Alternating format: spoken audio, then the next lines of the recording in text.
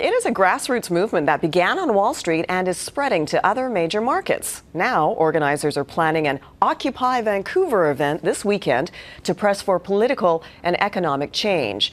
But to what end? Do demonstrations like this really affect change? Matt Berkowitz is the spokesperson behind Occupy Vancouver, and he joins us now from our CTV Vancouver studios.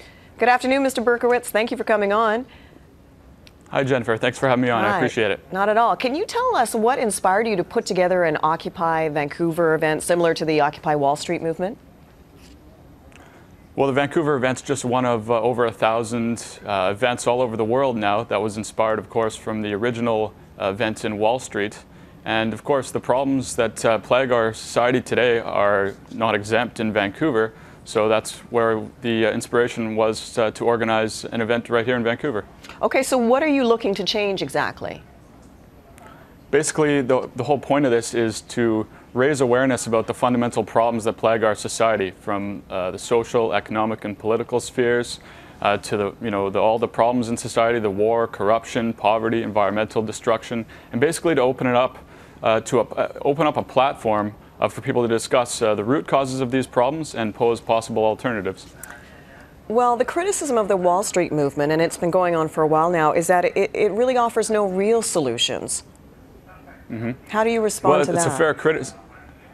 It's a fair criticism at this point. At this point, it's basically about spreading awareness about all of these problems. There's many organizations who are going to be in attendance who are posing possible alternatives. For example, I work with another organization called the Zeitgeist movement, and we're looking at a possible new socioeconomic model to propose to the general public. So while the Occupy movement explicitly doesn't have, one defined solution, there are many. It's basically meant as a platform for other organizations to discuss their possibilities. All right, and we'll talk about the groups that are supporting you this weekend, but I wanted to touch on the fact that the issues in the U.S., the economic issues for the most part, are different from Canada's in that we appear to be on a little more solid economic footing at this point. So do you think people are as incensed as they are south of the border at this time?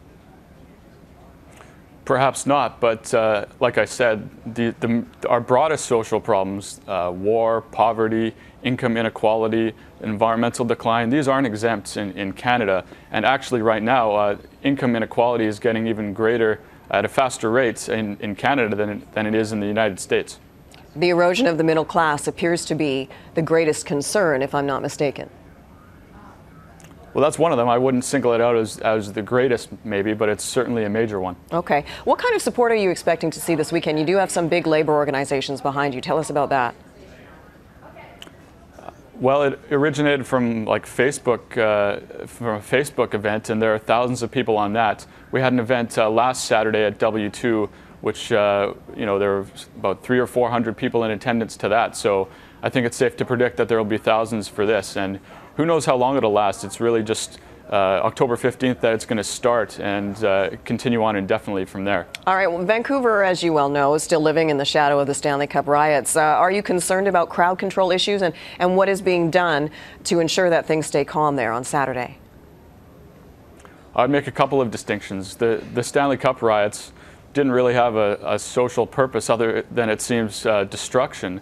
This has a purpose of raising social awareness about the fundamental problems in society, and hopefully it can be channeled into that. It is a non-violent movement. If a couple people get out of hand, then it makes the whole point of the event look like that was the whole point of the whole event, rather than just a few perpetrators.